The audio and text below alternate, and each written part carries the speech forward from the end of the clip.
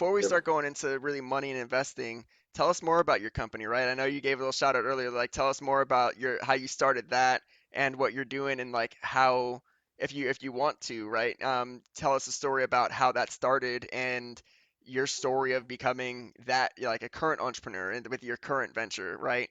Because I do see you're always posting some inspirational stuff every day, right? So, tell us Appreciate it. about that motivation to start the company and tell us about it too.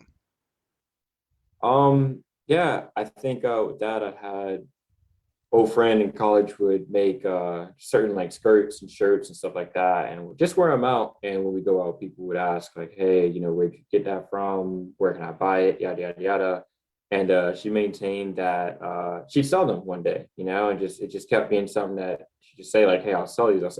So one day I was like, "Okay, cool. Like, let's do some." I didn't know how to do it, so I'm like, "Hey, I'll do the other stuff. I'll do the marketing. I'll build the website, do photography and posting and stuff like that." Long story short, I learned a lot in that year, and I ended up launching again just separately so I can kind of just go to my own wave and do my own thing.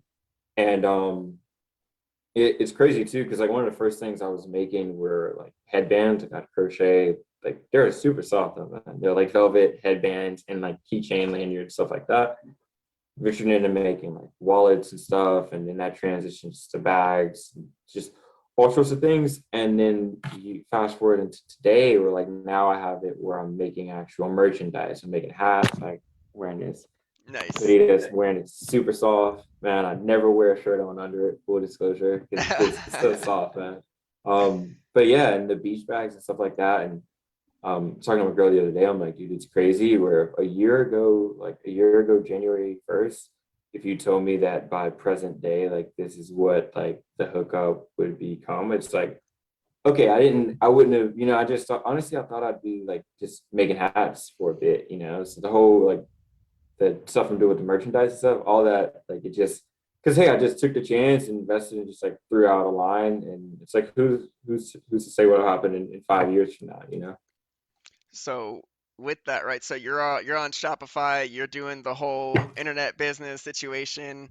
Do you, without diving too much into detail, right? But like you said, you already know the material's super soft. You don't wear a shirt. Like I full disclosure had a whole bunch of Shopify stores, sold merch, sold T-shirts, and random. Like it was never with me, but I love how open you are with it. Do you what was the X factor there to go into the Shopify experience and actually look at some of the apparel that they have there, the products they have there. And thanks for the like, Adam. I appreciate it. We got some engagement here. Appreciate So it, feel Adam. free to ask any questions or whatnot as well in the chat.